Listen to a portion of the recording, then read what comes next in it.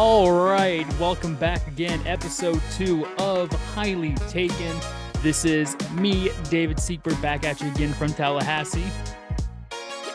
Christian back here from Maryland.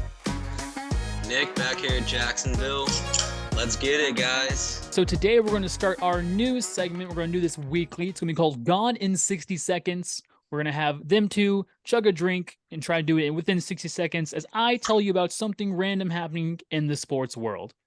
So whenever you guys are ready, I can start that up. I'm going to get that. I'm not prepared. I mean, this is I'm drinking a Me seltzer, neither. trying to make it a little equal because I can actually drink, but like this is not going to be easy. I don't know what we're going over, Christian.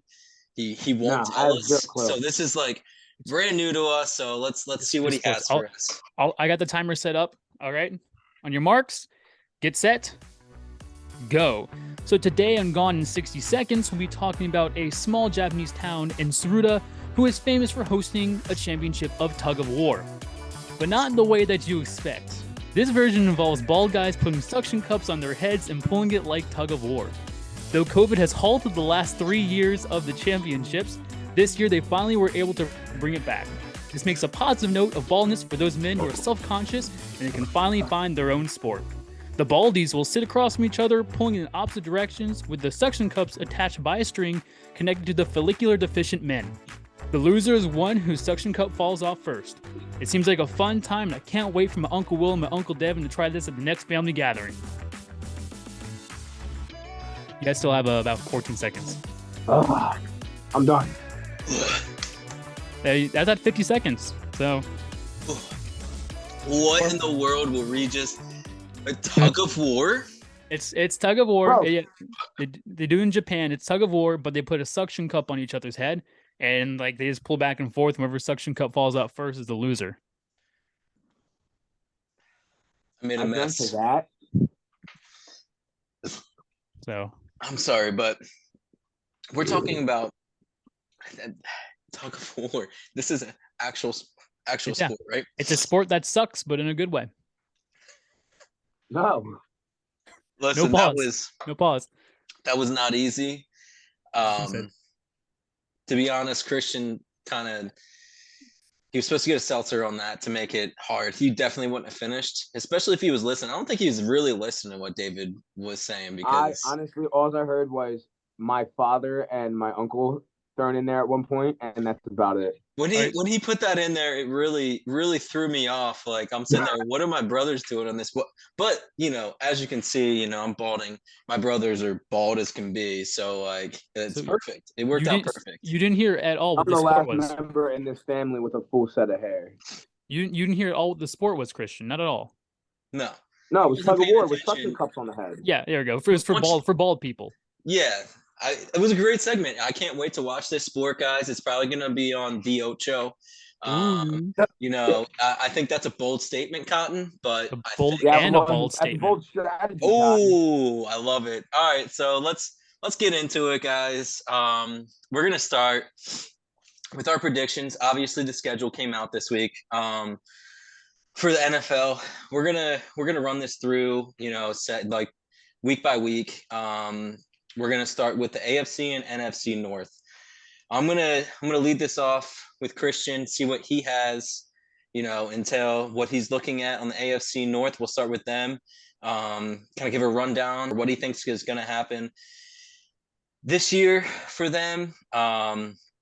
Give his records, what's going on. But anyway, Christian, I'm going to leave it to you. Do your thing. Let's see what you got.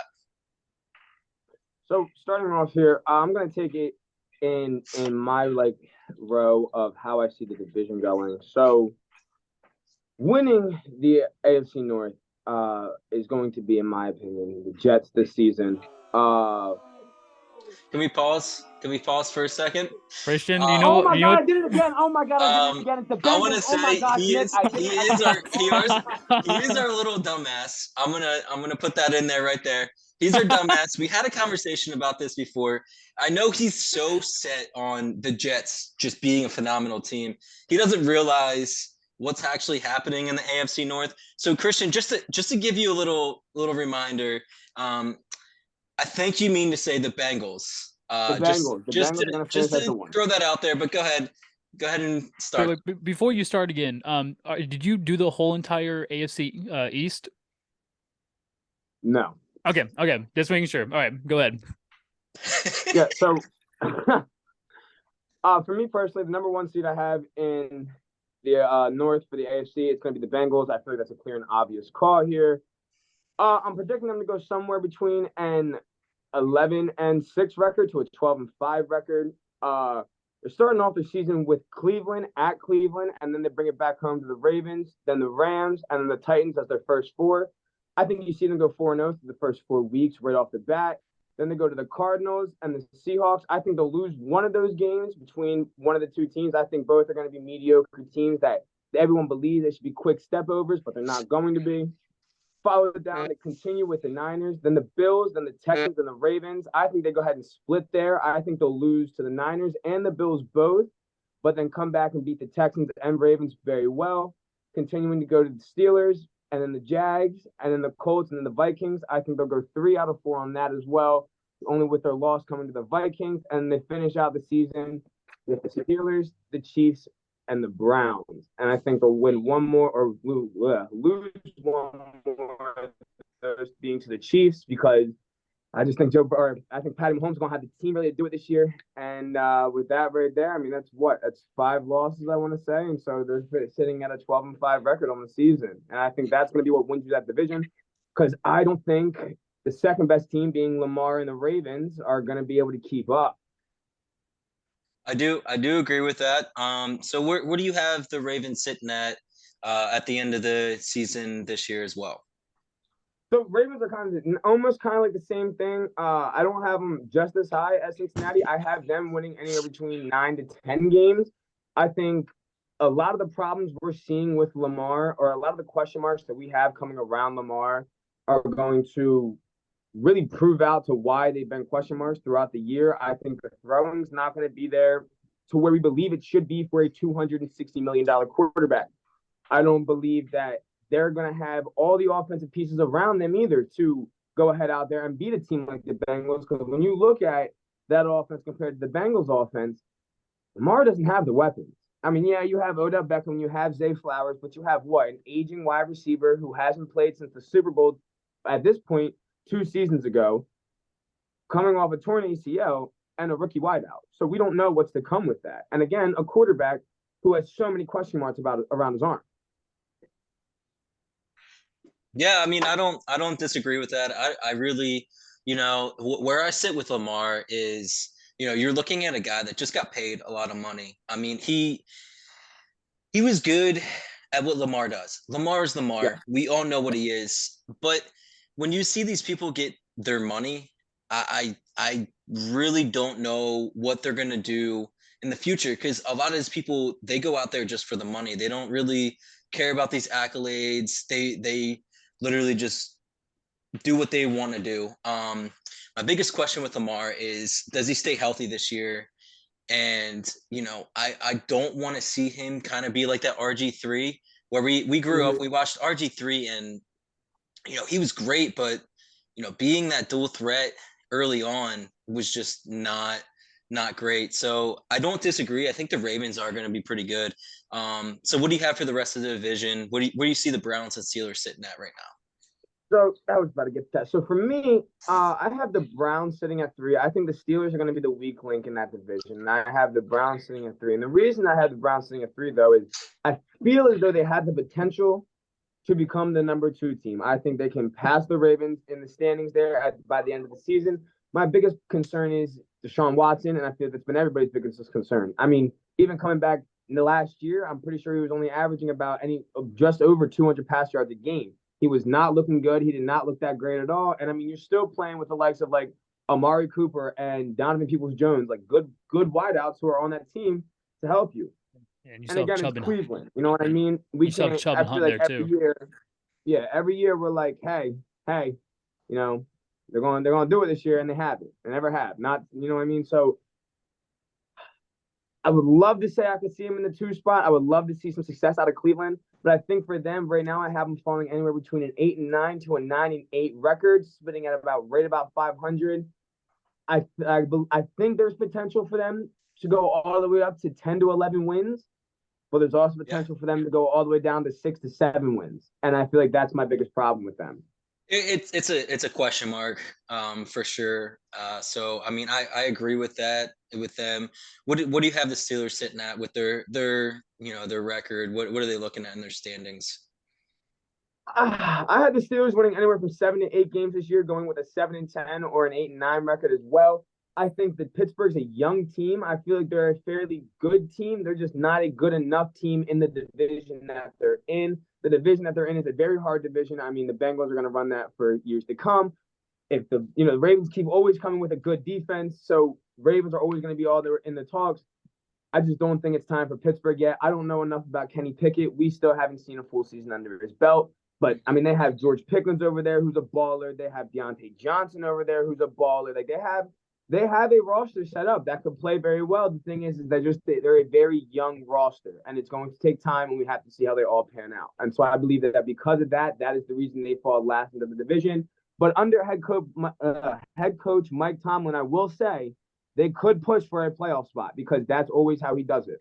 Hey, I'll tell you what, Christian. I think for years now, I think he's been the certified baller there in Steelers. I would agree. I will say Tomlin's taken teams there that really, I mean, he took a Roethlisberger, really a guy that was on the back end of his career, couldn't even throw the ball, and still kept it within like close to 500, if not 500, which honestly, I mean, that's the biggest thing is like the Steelers, they always have that defense, right?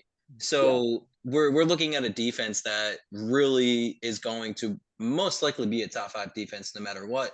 And I agree with you with that, but we don't know if Kenny Pickett is going to be a weapon or if he's going to be a problem.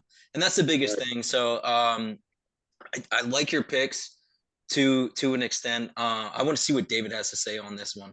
I'm going to go in reverse order here. I think the AFC North is probably the best division top to bottom in all of the NFL. I say them, maybe you can say the AFC East possibly, or the NFC East as well. Top to bottom, that division is full of a bunch of talents. For number 4, we're going to come in with the Cleveland Browns. I'm going to have a very surprising record. I may regret this, but I have them at 5-12 this year with a division record of 1-5. Okay. I will say it's a hard division. I will say they all lucked out by getting the AFC South this year as a division that they're playing. I think outside of maybe Jacksonville, like all the other games are going to be pretty cakewalks. And I mean, I think they got the NFC West as well this year. And it just really depends on what Rams team you're getting, what Cardinals teams you're getting. Mm-hmm. I just think Deshaun Watson is, maybe it was just a slow start because he hasn't played in such a while, but even with all those weapons, I feel like he just wasn't producing as much as he should have. I feel like Jacoby Brissett was producing a lot better than he was last year. For my third place team, I have the Steelers going 9-8, but a 2-4 division record. I think, again, a lot of this has to go with the fact that they are playing the AFC South this year. But also, we don't know what Pickett's going to do. I agree with that. But that offense right now, I think, is a stacked offense. I could argue that the receiving core is is a top 5 receiving core in the league with Allen Robinson, Pickens, and Deontay Johnson this year. Just having those 3 receivers, I mean, you can argue that they're a top 5 receiving core. Again, Najee Harris, a really great young back. And it just depends whether or not they can get the offensive line down after losing a bunch of people as they have in the past couple of years. So I have the Ravens at number 2. They're going 12-5 this year, 3-3 within the division. It relies all on the back of Lamar and his health for sake. That defense, usually they produce a good defense. I know they've their star. The big thing is going to be keeping their stars on the field. That's just been their big thing in the past several years. Lamar can't stay on the field. J.K. Dobbins can't stay on the field. A bunch of their defensive stars, like Marcus Peters, couldn't stay on the field. They just kept getting hurt. And it's almost like the old Eagles of yore, where like you would have all your top players on the IR and big names too that you'll need to do that. So it's hopefully, I mean, the MVP this year may be their athletic training team for the entire year. And then number 1, like Christian had, I have the Cincinnati Bengals. I had them at a high 14-3 record this year and a 6-9 Woo! within the division, which is really in the AFC North.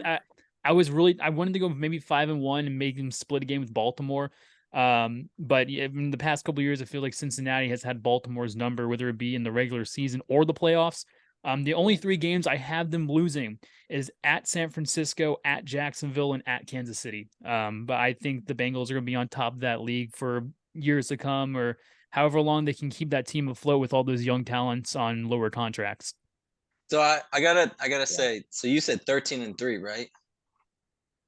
No, I said 12 and You said 12 and 5. I 14-3. said 14-3 for the Bengals. 14-3. Okay. Yeah. Sorry, my bad. My bad on that. I got really confused. This whole like adding an extra week, I'm still trying to sort of get used to it. When I see these growing It up, should. so, I think it should just been a second bye week if they're going to add another week. But I agree. I think that's where you come into questions. Do you add that second bye week? You know, if you do, I think that what's that give us over on President's Day for a weekend? You know what I mean, on that Monday. So I think it also just helps people recover near the end of the yeah, season there, especially going into the playoffs. You don't have like a hurt Jalen Hurts going into the playoffs or yeah. whoever you want No, going into the I playoffs. agree.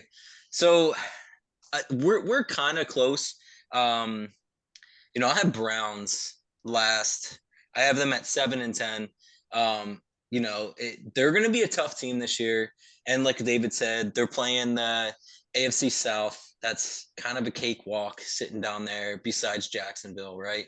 Um, they have the weapons on offense. I mean that's without a doubt. Um, you know, the biggest thing is Deshaun Watson having that year off. We didn't really get to see Deshaun Watson last year. This year, getting a full season, he's getting acclimated to his team. I think that's going to play a big factor in him. I think they're going to score a lot of points, but the biggest question for them is their defense, and we just don't know what their defense is going to have in place. I mean, they've been a decent defense, probably like top 20, but you just don't know with that. So I have them at 7-10. I have Steelers at 8-9, and that could sway a little bit. And I'm with you guys on this. It's Pickett.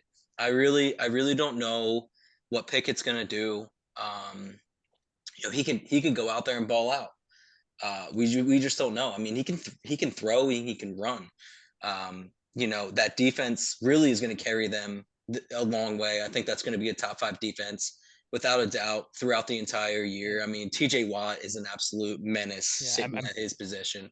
I think they added Patrick Peterson in free agency Yeah, too. I mean Patrick Yeah, they had Peterson, Patrick. he's a little older, but I think like he's always been locked out. I mean, you don't really hear players going off against Patrick Peterson. Yeah, they still have So Minka back there. I mean, that even with that secondary, yeah. I mean, that defense is probably going to be a top 5 defense yeah, this year as no, well. absolutely. So I have obviously, I think we're all in agreement here. I have the Ravens at 11-6. So here's what I have to like. We don't know what's going to happen to Lamar, right? Does he want to throw the ball a little more? It sounds like he's a little more confident throwing the ball. If he throws the ball and he's not completely there, I think we're going to see pick city. I don't think he's completely there accuracy wise. He is a great player. Um, I just don't know if his arm's still there and the accuracy is there. Um, the only issue I have is, and you know, this could swing either way. They're not trying to sign Patrick Queen back, right? And that's a huge miss. I mean, he led the team in tackles. So they get rid of him. I don't know what that defense is going to look like in the middle. You know, they're always a decent defense. They always have been. I mean, but that's why I have them at second. They could really sway either way. I think the Steelers could possibly take that, depending on Pickett. And then I have the Bengals at 13-4. I think their offense, without a doubt, is going to be a top 3 offense in the league. You just can't stop them. I mean, they really what really surprised me more than anything is they ended up picking up the tight end from Minnesota, Irv Smith. Irv Smith, and that great guy. player. I mean, he looked good without Hawkinson being there. Even with Hawkinson there over in Minnesota, he still put up some numbers. So I think them adding that I mean, it's tough. It's tough to go against them. The biggest question they have, they're going to put up numbers on offense. The biggest question is, what is that defense going to perform? I mean, are they going to go out there and actually do what they need to do to get the wins that they need to get? So we're all pretty much there. Yeah, I think to add to that, they got Orlando Brown, not that that's so Raven actor, but the offensive lineman from the Kansas City Chiefs. And I think that'd be I mean, they Yeah. need the help over offensive line. I think what you're saying is right. The defense is going to be the biggest question. They have the linebacking core. They have a really good defensive line. They have Hendrickson, they have Hubbard, they have Reader. It's just really be with the loss of Jesse Bates and even Von Bell, that secondary is like a little depleted right now. It's gonna be very interesting to see how the secondary does. Yeah. Luckily, like we're talking about, they're playing in a division with Amari Cooper. They have I'm not sure like they play Allen Robinson, Deontay Johnson, and Pickens. That's gonna be pretty tough on them. It's really gonna come down to whether or not that defensive line can create enough pressure for their secondary to hopefully light it up, or at least get to the quarterback as much as they can. Yeah, and that that's what's crazy to me. I know you guys are sitting there like, you have Bengals going, 4-0. And I'm going to be honest with you, the way I looked at it, I think the Bengals are going to start out really slow. I think the Bengals are going to lose the first game against the Browns. That's I just don't You think know. they lose to the Browns week 1, or not week 1, but first game? First game, I think they're going to lose to the Browns. I know it's a hot take. I just don't.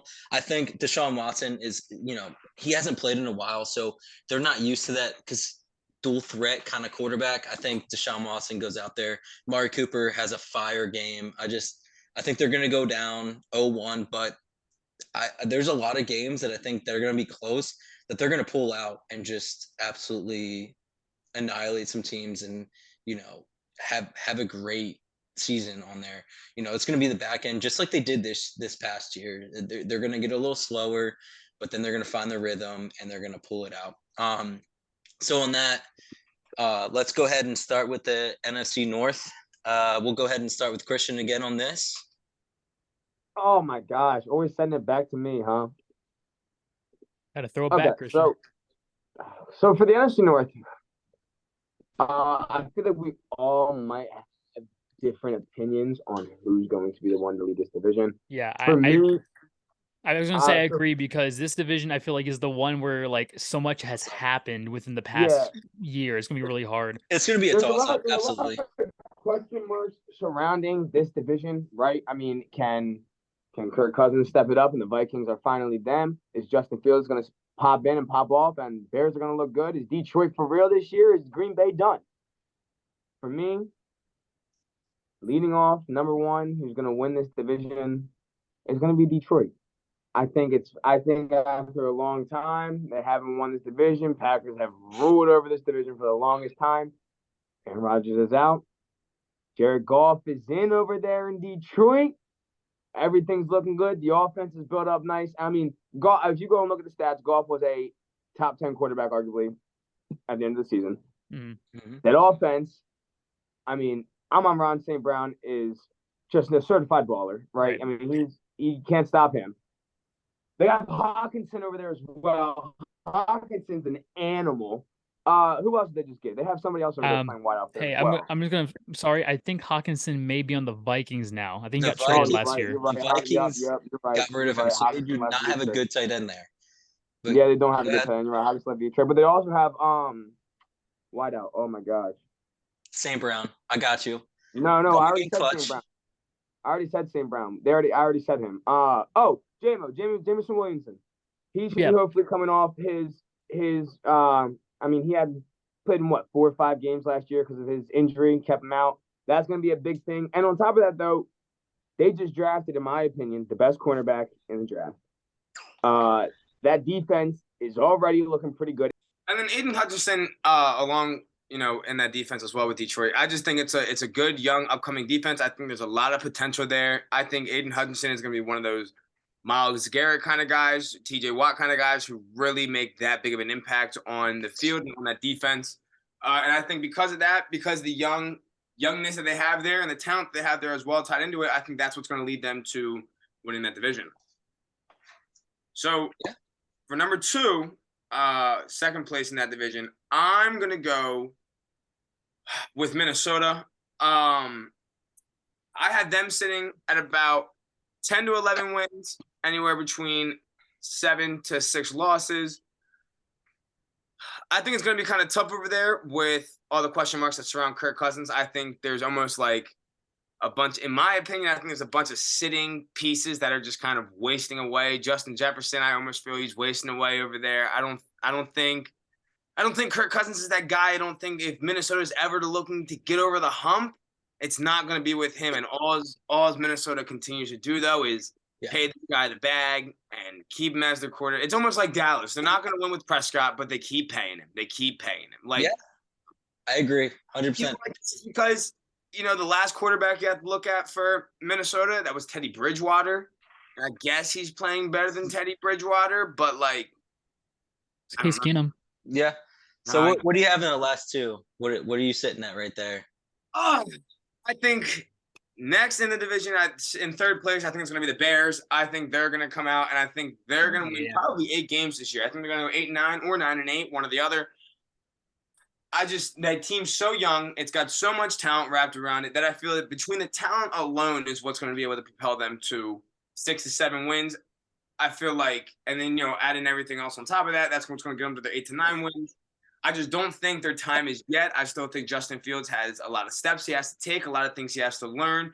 That offense is legitimate, but it's not legitimately scary when you match it up against a couple of the other top 5 offenses. But that defense is also built pretty nicely as well, though. And I think that's what's going to keep them in a lot of games, too, is how good that defense is. I think, like Cleveland, I feel like they can have a better record, or they, than the 8 to 9 wins that I'm predicting, or they could have a worse record, and they could be somewhere with only 5 to 6 wins. It's something that we don't know. It's almost up in the air, but I still believe they'll be better than the Packers. So where do you have the Packers sitting at for? I have the Packers winning like 6 games, 5. Okay.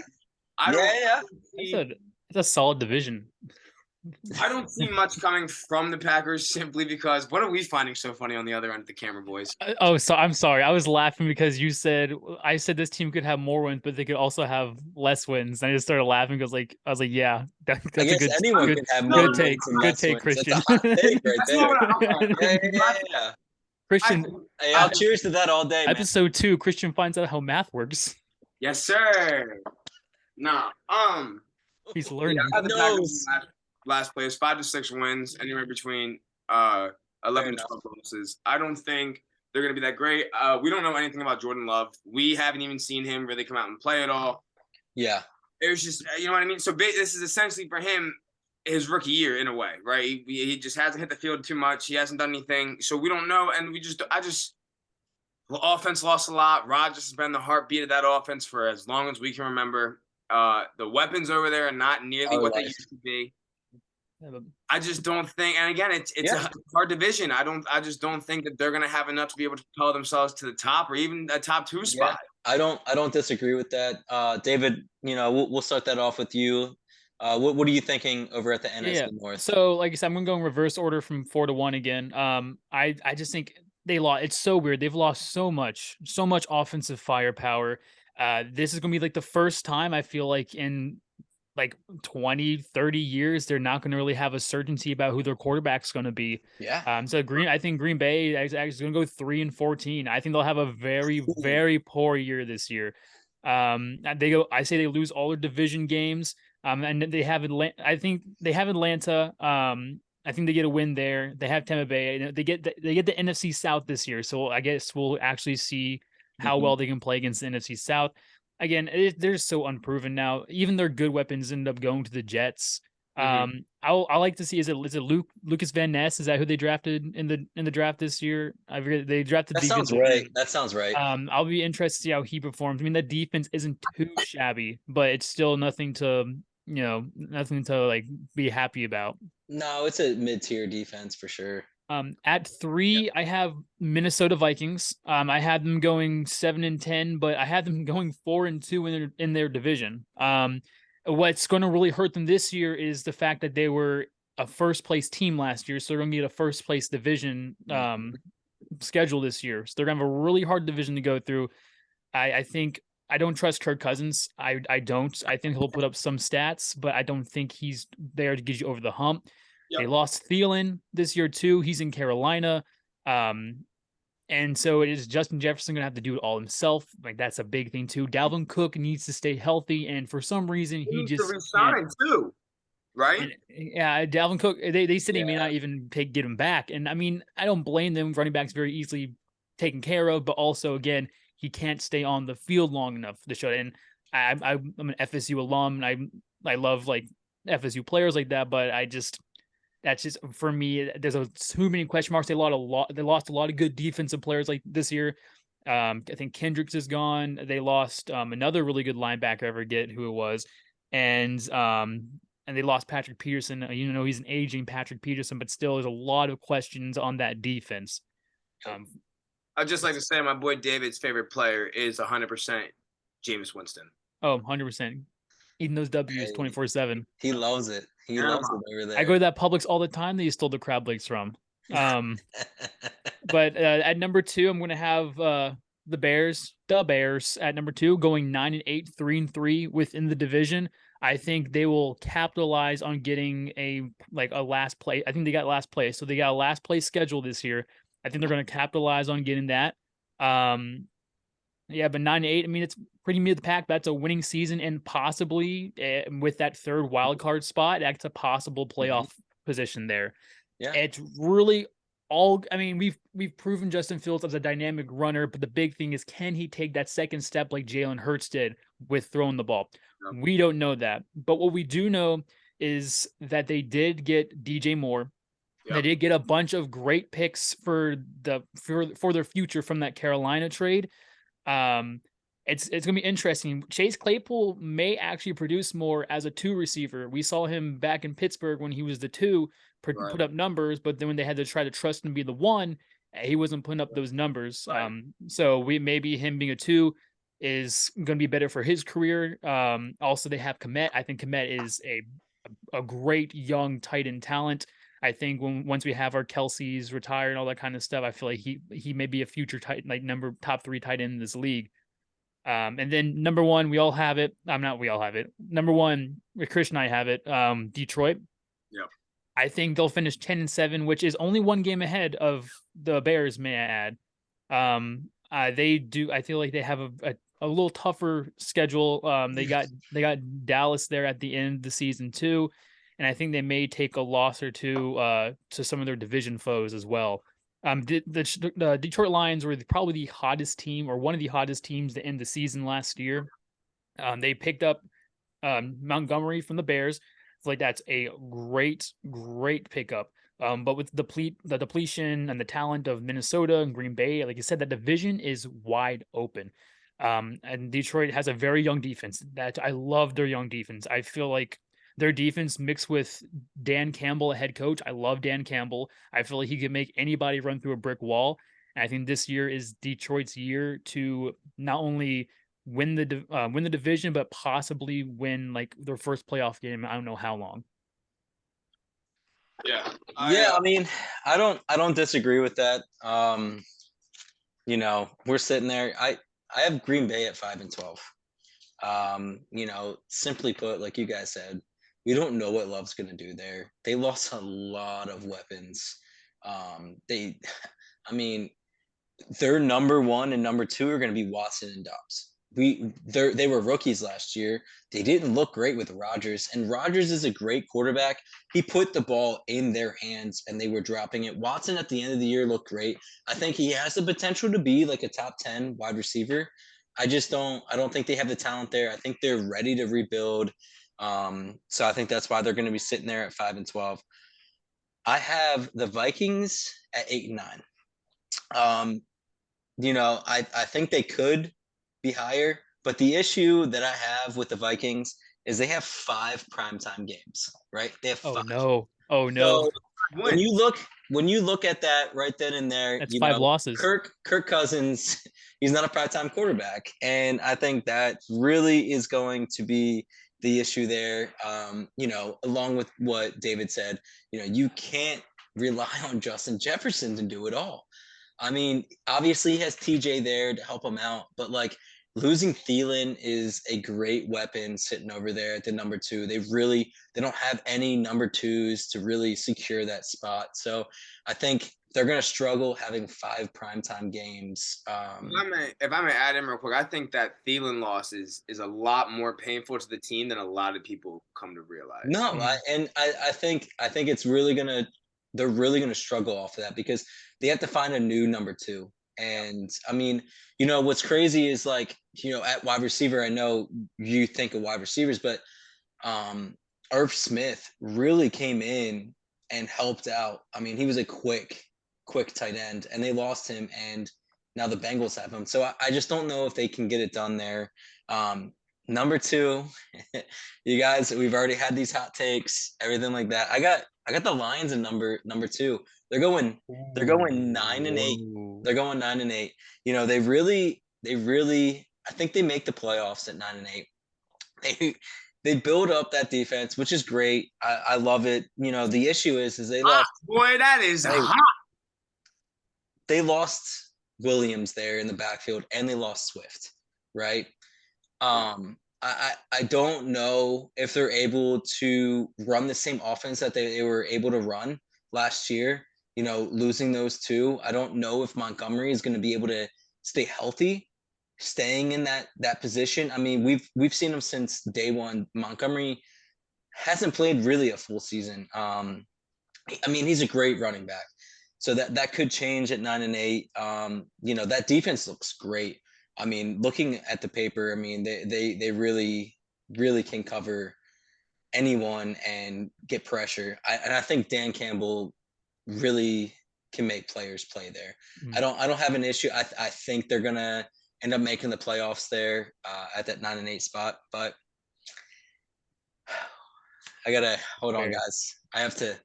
While he's taking a drink, I will say also the Detroit Lions, I think last year was the team who had the most one possession games too. So it really just depends if you're winning those one possession games or not. Yeah, and that's where you have to throw the line in Jared Goff. I mean, he looked great, but is he gonna make any mistakes at the end of the stretch and close games out? So my number 1. And this is tough. And David, I think a lot of it, I have them at 10-7 winning that division, right? Yeah, like I said, that's Bears winning that division. So David, one of the main reasons why I ended up taking them is in the offseason, they signed Nathan Peterman. That is your boy. He is a stud. Great. Oh my gosh. Great backup quarterback, right?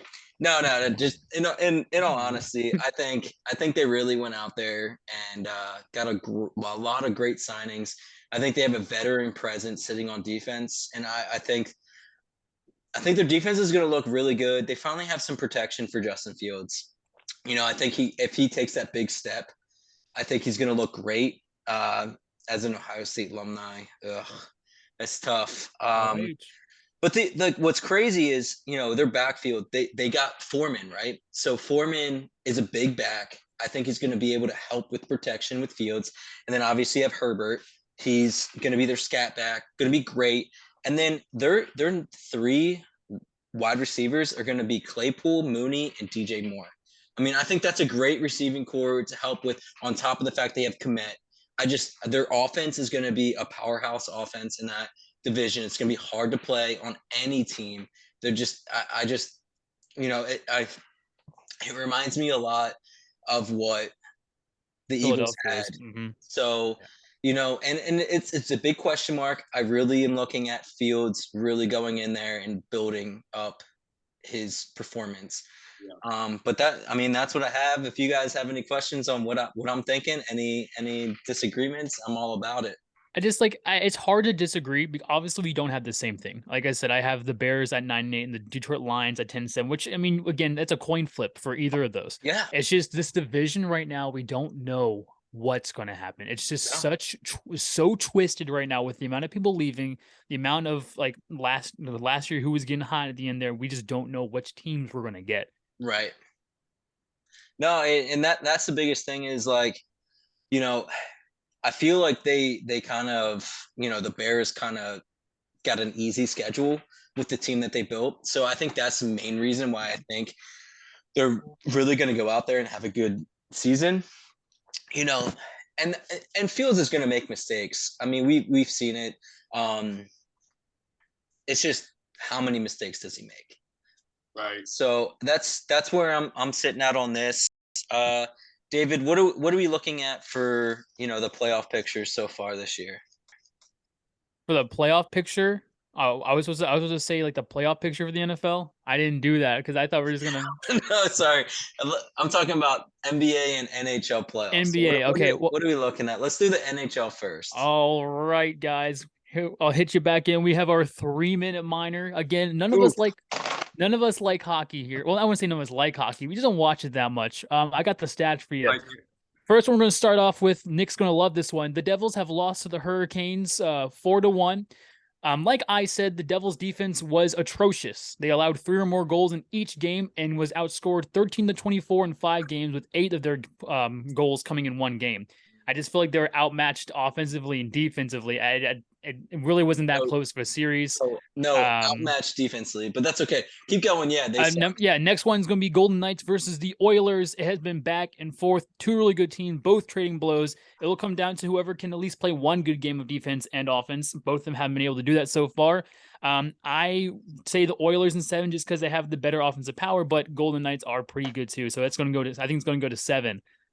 Next one, we have Panthers versus the Maple Leafs. Another 1-goal game. Like I've been saying, all have been close games. Toronto finally got the winning end on the last game. I don't expect anything to change with the close games, but I do see Florida still winning it in 6 games. Lastly, we're going to have the Kraken versus the Dallas Stars. Dallas leads the series 3-2. Both have actually just forgotten how to play defense. Maybe they don't even know what the word defense means anymore. The teams have scored a total of 40 goals through the first 5 games of the series. So it's just going to, whoever learns how to play defense in the next 2 games is going to come out on top. I doubt it. I doubt they're going to learn how to do it. But I still say Kraken in 7. Boom. I'm there. Kraken all the way. I want to say that Kraken might take it all, man. That's my hot take. I think they might take it. So love it. What do we think about the NBA playoffs right now? I know we're kind of heartbroken on that. I would actually want to start this off with one series that was pretty bad. Yeah. The Nuggets and Suns. So I was sitting there saying, I'm thinking like, so that's going to be a great series. I really thought Nuggets and Suns were really going to match up perfectly, except what did I say before? I really think that Ayton could not cover Jokic, right? Who sat out in the last game? DeAndre Ayton and Chris Paul. I think they knew going into that game that they were losing because they did not match up correctly. I think, like I said, Nuggets were going to take that series. I don't know what's going to happen in the next series. We'll get on that a little bit later. But I just think they just took it on the chin. Are we thinking the Suns are the biggest bust based off what they ended up going after for this season? So I can't sit here and say the biggest. I mean, are we talking this season alone? They're the biggest bust? Yes, based off the fact that they ended up trying to go out there. They got arguably a top 5 player in the league. You're not saying that they're a bust going after that? So I think before even KD came to Phoenix, I never looked at Phoenix as the team that was going to win that championship. I didn't believe any team in the West was going to win that championship. However, though, when you are talking the biggest disappointment, I think for me, it's got to be the Sacramento Kings. They had a great year. De'Aaron Fox was the most clutch player in basketball this year. You go to the playoffs for the first time since 2006. Well, and that's the thing is like they're unproven team, right? So like the last time we've talked about the Sacramento Kings is probably back in like 2000. Yeah. Exactly. I was just about to say that, like 2006. So, I mean, you can't really say that they've been there and they're proven. So we didn't know they had a phenomenal year, but you get in the playoffs, like you've said in the past, you don't know what's going to happen. So, right. That's my biggest thing is you're looking at the Suns. you get KD, you're expecting to go somewhere, right? Like you don't just trade to get KD and not Right. expect anything. Right. So You I don't just think casually get KD. I think a lot had to do with the fact that they knew they were losing this game. They could not match up against Jokic, man. I'm sorry, but like they couldn't do it. I mean, what did he have, a triple double last game? It's tough. Yeah, it is hard. It's tough. I think that's a big issue, David. I want you to actually weigh on this. What you think? Yeah. Well, Was it actually a bust? I wouldn't consider it a bust. I'll say a disappointment, but I don't think a disappointment is different than a bust. I do think they probably had the most star power going into any of the series going in. Yeah. I think the trade for Kevin Durant for the Suns was a mistake. I think they lost way too many good role players. They lost Bridges off that trade. That was way too many good role players to go and grab KD. You're trading somebody who's the 34 star in KD for somebody who's like 26, 27 in McCall. I mean, you have the age there. I think another thing is this series really, it's happened in his past. CP3, playoff CP3 is just always nowhere to be found. I'm not sure if he's just the most unluckiest guy. I'm sure he has great State Farm health insurance or whatever, but he is always hurt when it comes to big time in the playoffs. And that's going to hurt your team. I mean, we call him the point god because he is so good at facilitating that basketball. But if you're not on the floor, you can't do anything. The best type of capability is availability. This is my question for that. So, Chris Paul has never won it, right? So we're all sitting there like he's always been a great player. So would you rather be the best player on the worst team, or would you rather be the worst player on the best team? Well, I'd rather be the best player on the worst team. And I just like, if I was an NBA player, I wouldn't want my legacy to be, who can I go for? Shane Battier. I don't want my legacy to be Shane Battier. I would rather my legacy to be Allen Iverson. Yeah, I agree. I agree with you, Christian. What do you think? Best player or worst player? Honestly. I think for me, I'd rather be the worst player on the best team so I can learn from the best players around to try and improve myself to get better. So, but that's not what I'm saying. Is like you're not trying to sit there and. I'm going to forever just be the worst player on that team. So can I get like a second option? Can I be like Robert Horry? Can I just like start getting rings? Be like a mid-tier player? Okay. Like you either are the best player or the worst player. You don't have an option. I want to hear it. I have one question. I have one question so I can answer this question in stone here. Being the worst player on the best team, how many rings does my team win? You're the worst player. You're the worst player on the best team. Right. So how many? You don't know, but you're the best player on the worst team, so you don't get there at all. I'd rather just be the best player on the worst team. If I can't be promised a ring, then I'm not. I'd rather just go ahead and get the stats packed. See, and that's where I'm sitting there is like, okay, I could go either way, right? I could be the worst player on the best team, and I could be like, okay, and don't get me wrong, Scottie Pippen was phenomenal. I'm not saying he was the worst player at all, but the guy still had 6 rings, right? And no, don't get me wrong. I mean, Steve Kerr isn't the right answer because he doesn't have 6. But I'm just saying, baller. I'm trying to put in perspective for everyone else, the viewers here, right? Scottie Pippen is still going to be a Hall of Famer. I'm just trying to say is like he is a Hall of Famer. The worst. He should already be a Hall of Famer. He wasn't the worst player on the team. I'm just trying to put in perspective. It was like a person that's won that many, right? So like you put that in perspective, you've always been in the shadow your entire life, right? You are not MJ by any means, right? MJ is the best player to ever play. We have to say about LeBron James, I don't see LeBron James being MJ. I looked at his stats. The rookie years are just, I mean, MJ averaged 28 points his rookie year, right? That's just unreal. But what do you know about Brian Scalabrine, though? Ooh, I don't know. I don't know about White Mamba. But the way I look at it is, in my opinion, I'd rather be the best player on the worst team only because you're a Hall of Fame ballot. No matter what, you're a Hall of Fame ballot going into it. You're sitting there. I mean, let's put it Reggie White, right? I mean, he had a decent team, but could never get it done. So you're sitting there and thinking like, okay, we're playing great, yet I'm not getting anything out of it. Right. So, plus you're going to get paid, right? Yeah. We all know that. Plus you're getting that ballot. I just don't see it. Honestly, today, I don't know who leaked it, but when I saw Reggie White in a Carolina Panther jersey, I lost it. It was not, I didn't even know that existed. yeah, And it's like just, I'm it didn't usually good belong. about that kind of stuff. Yeah, it But didn't belong. yeah. Anyway, so yeah, I just think the Suns, especially with those injuries, the Nuggets this match up so much better against them. I really just think I don't really care who comes out of the Lakers Warriors series at this point. I just feel like the Nuggets are just gonna win against whoever they play. I don't agree with that. I mean, I don't agree with that either. I think so. I think the Nuggets are all around better coached. I think they have everything sitting the way they need to. The only issue I have is LeBron James and that team. They have a really good team sitting there. And yes, Jokic can go out there and still get a triple double and still have a great game.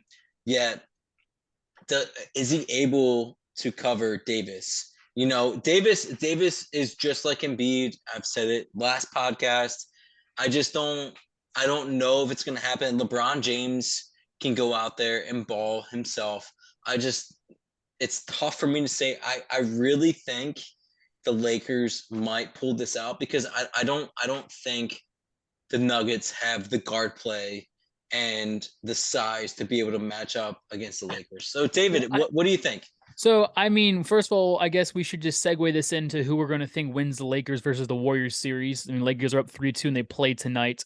In LA.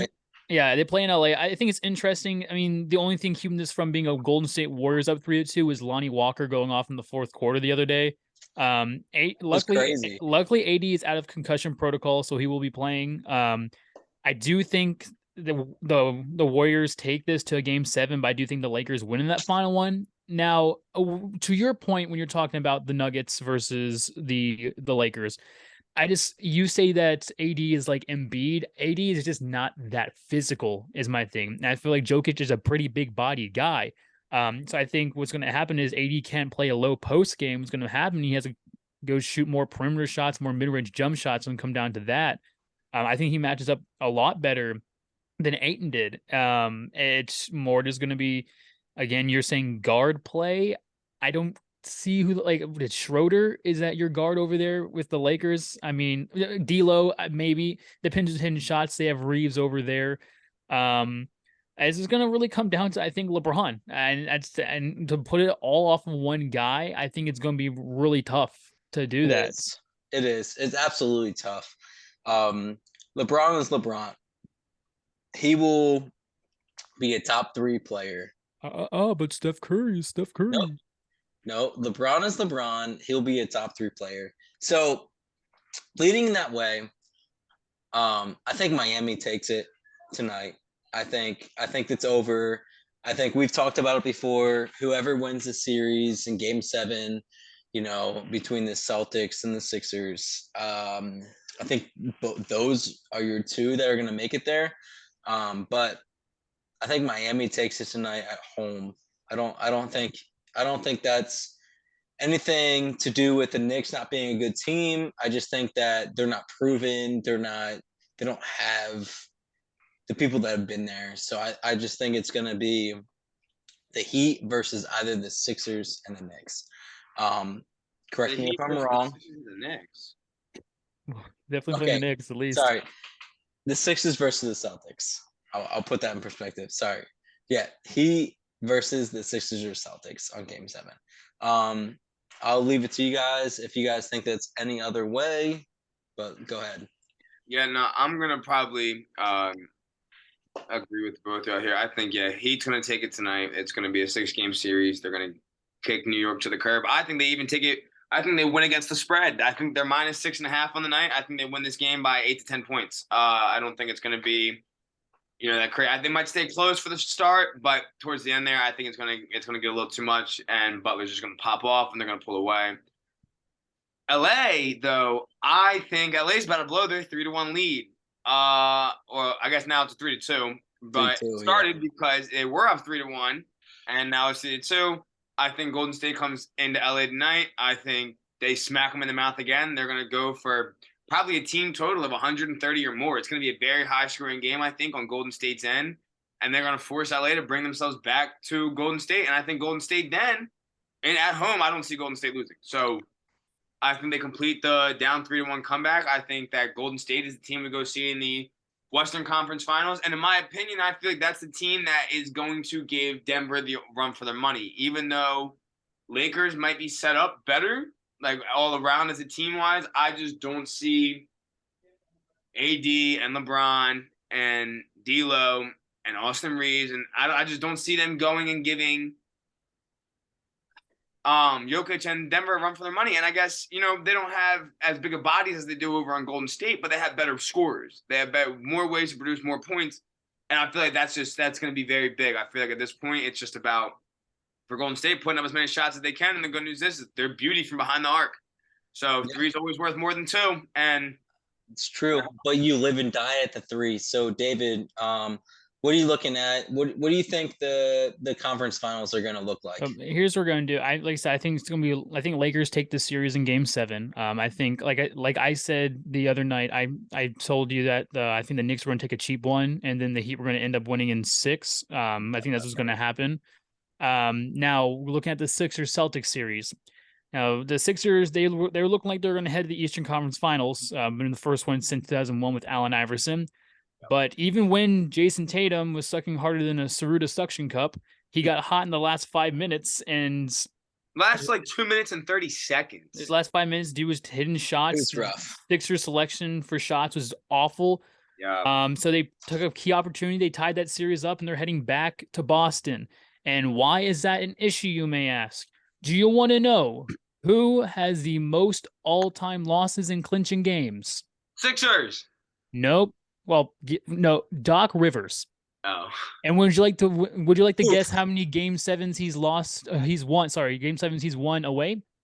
Don't get me started on this subject because I've told you since the hire of Doc Rivers, he's a great coach, but when it comes down to crunch time, the guy cannot win.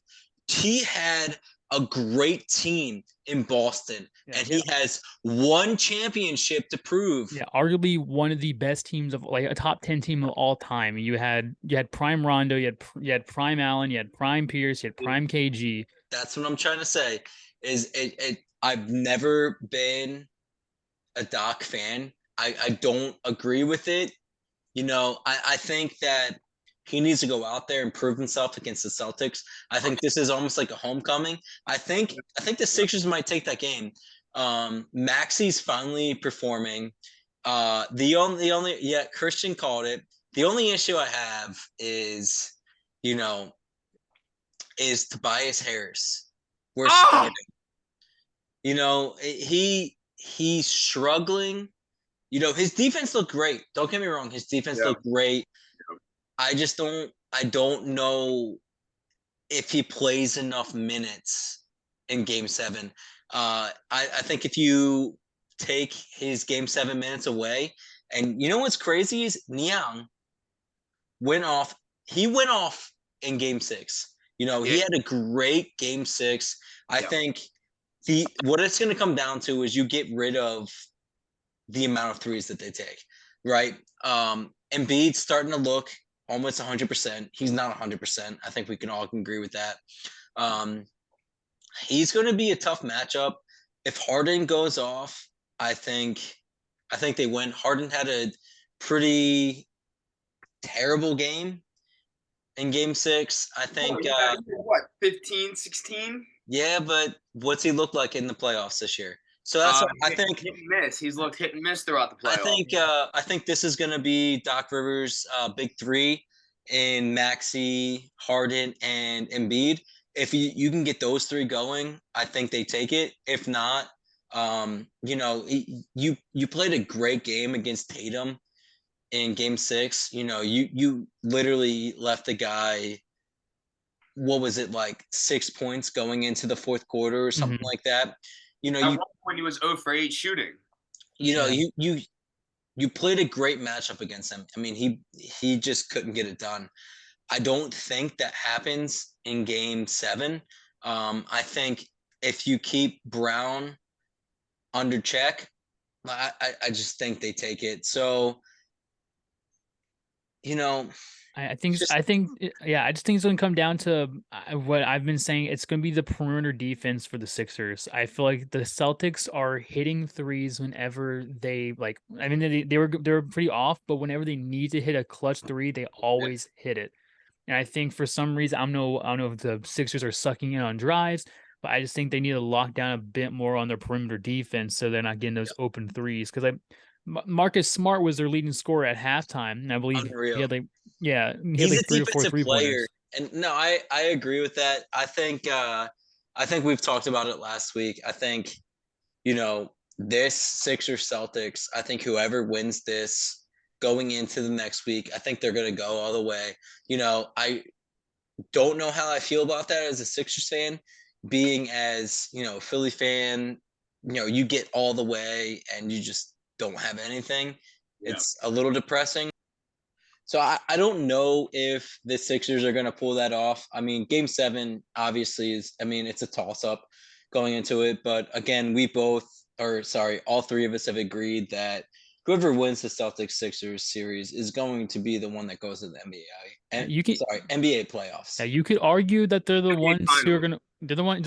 You can argue this series is going to determine who wins the finals too. So yeah, no, I mean, I don't disagree with that. So we're going to start a new segment here. I'm going to leave it off to Christian and tell us what he thinks is going to happen over the weekend. Guys, welcome to Christian's Payday Parlay. I'm a big bettor here, okay? In the world of betting sports, I'm a very big active guy in this. So today, I think I might have crafted up a mean 4-leg parlay. Now I'm going to fill you guys in here. So to start, I took Miami on a little bit of a line adjustment here. I took a -5, okay? That's a -140 line right there. So I think Miami goes ahead, as we said earlier here in the show. I think Miami go ahead. I think they'll handle business pretty well down there in Miami. Take care of the Knicks. I think it's an 8 to 10 point game to finish it out. That one, it's first check on the parlay.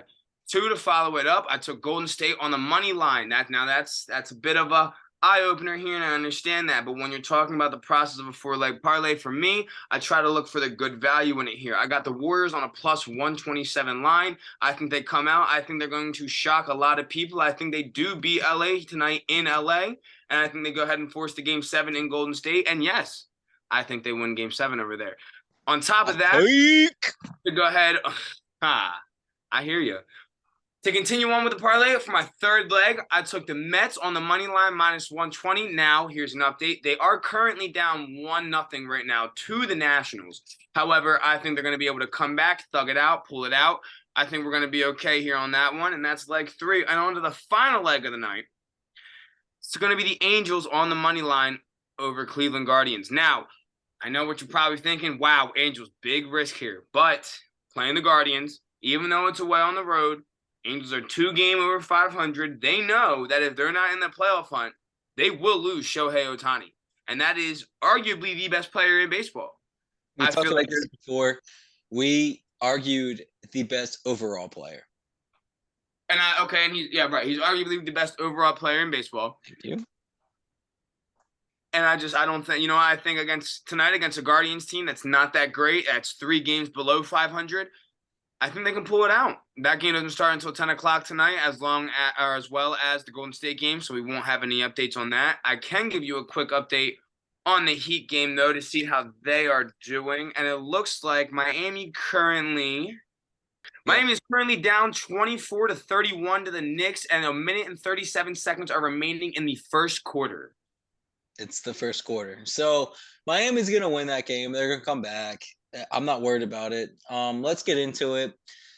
This is our segment of punishment. We're gonna all three take our picks. We're gonna do MLB this week.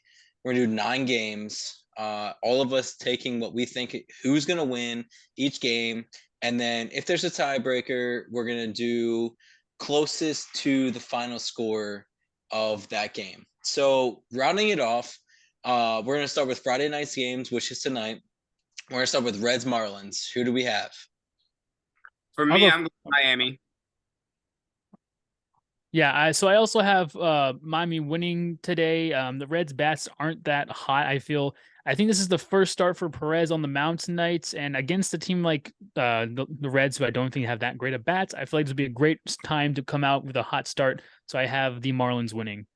Great. I have the Reds winning. I think their bats might come through tonight. I think the Marlins don't have the pitching.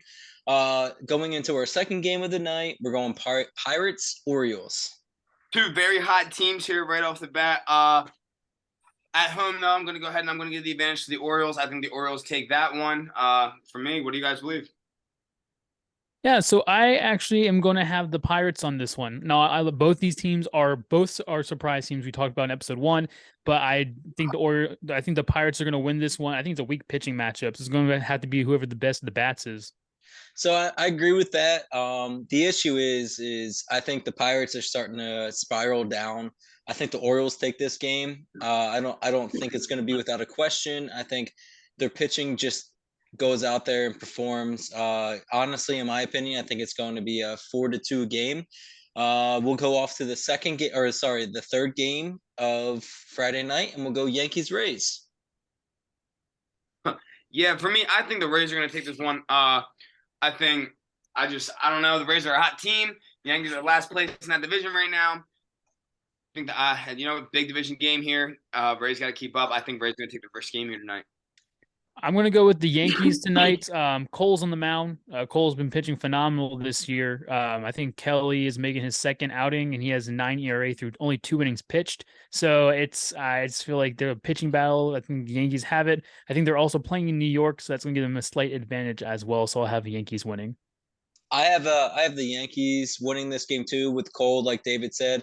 I think he's just one of the top 5 pitchers in the league. I think the Yankees are going to pull this out for our third game of tonight. We're going on to Saturday's games. Okay, yeah, never mind. Yeah, continue Saturday. Saturday games. We have the Angels versus the Guardians. I'm going to go ahead and take the Guardians on tomorrow's game, and that's probably because I took the Angels to win tonight. I don't think the Angels go ahead and get the series sweep. I think they're going to fall with one of them, so I'm going to go ahead and say that tomorrow night is the night they lose. I'm going to piggyback off that. I say it's going to be the Guardians. Now, I don't have like a matchup analysis like I did for the past ones, but I think Guardians at home, a great atmosphere over there at I think Progressive Field. So I think they're gonna take it over against the Angels. Not so fast. I'm going to take the Angels in this game. I think that they're going to finally come around. I think they're finally starting to see their performance come away. They paid a lot of money what they have. I agree the Otani is a huge issue, but I think the Angels take this game. On to the next Saturday game. I think it's a tough matchup. We're going to go Padres Dodgers. Yeah. Where are they playing at? Who's where? Who's It's home? against LA in LA. It's in LA. It's in LA. I think for that alone, I think that's what's going to lead me to go ahead and pick the Dodgers here. I think had it been San Diego, I was going to roll San Diego. 2 very good teams, but I think at home, I think the Dodgers are going to have the edge here. So for me, it's going to be a great game. Has a lot of great bats on both sides. Urias is going to be pitching. He's a great pitcher, but I think tomorrow he gets rocked by the Padres, and I think the Padres end up winning that game. Okay. I'm going to have to piggyback on David on this. I think Dodgers have been playing phenomenal in the past couple weeks.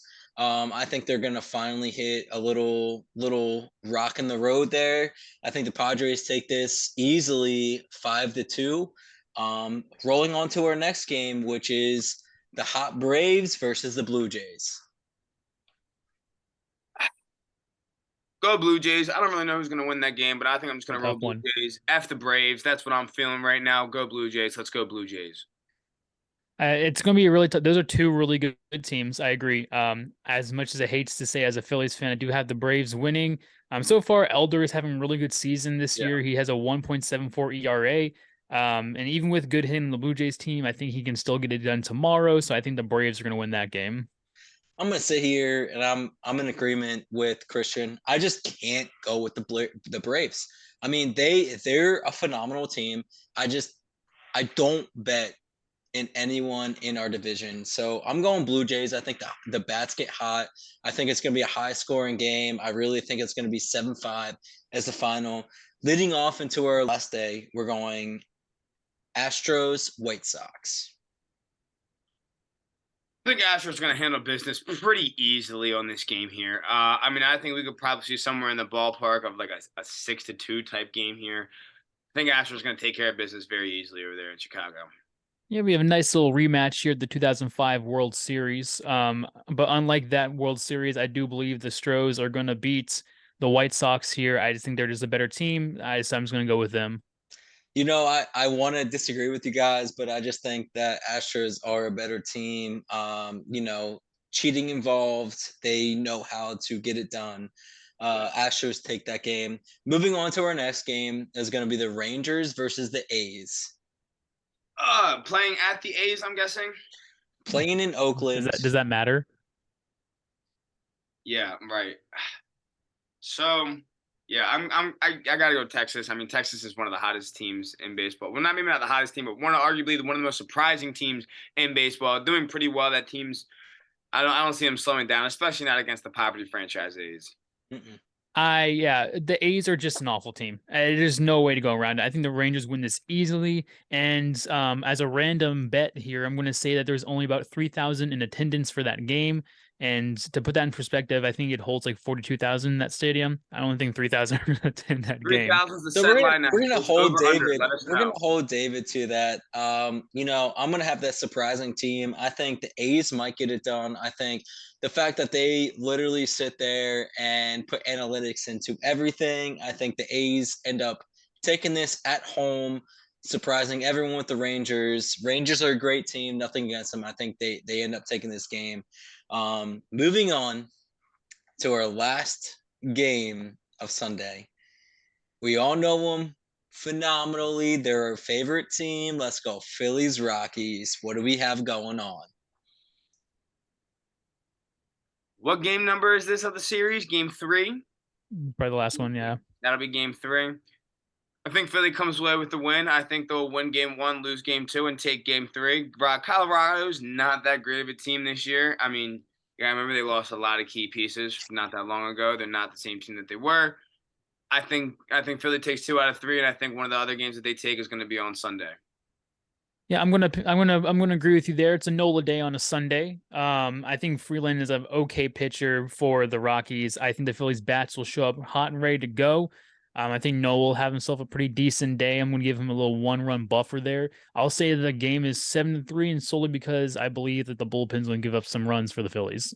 You know, I'm not going to disagree with you guys. As a Philly fan, it's really tough to go up against that offense. I don't think the Rockies match up based off pitching versus the offense.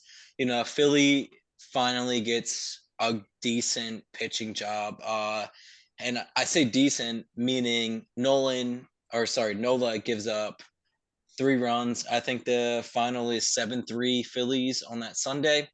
And going into our tiebreaker game on Sunday, we're going Mariners, Tigers. What do we have as the final score? Oh, that's tough. I mean, you go, Christian. You go. Okay, I think for me, Mariners, Tigers, I have final score 6-4 Mariners. Okay. Yeah, I mean, Mariners are a really good team. I mean, I think Detroit's really surprising people this year. If I were to take a guess, and I'll go 3-1 Mariners. So I'm gonna piggyback off on that. I think Mariners are a really surprising team this year. I think they can get it done in any aspect. Based off of Sunday, I really think they get it done. I think Mariners 5, Tigers 3. Based off this, we're gonna go ahead, and whoever loses is gonna be the person that has to shotgun a drink on Monday. So we'll finish it off of that, guys. I really appreciate you guys tuning in. Hey, can I say one thing? Can I give a little live update here, boys? Yeah. Just so we know, right now with 9 minutes 39 remaining in the quarter, the Knicks are up 36-30. And I know we picked this game for this week. The Rays are up 2-1 on the Yankees in the bottom of the fifth. It's a great pick. Still not going to deter me on my hot take for next week. Doesn't matter. I really think that the Rays are really going to come out there and lose it next week. I think the Orioles might take it. Needless to say, as long as he can till he's needless to say, this is for all of our fans out there. I want to say cheers to everyone out there. All three of you, thank you. Yes, Tune in next week. We have a lot of picks. Tell your friends, tell your mothers, a lot of hot takes. So hope you guys enjoyed it. We'll see you in the next one.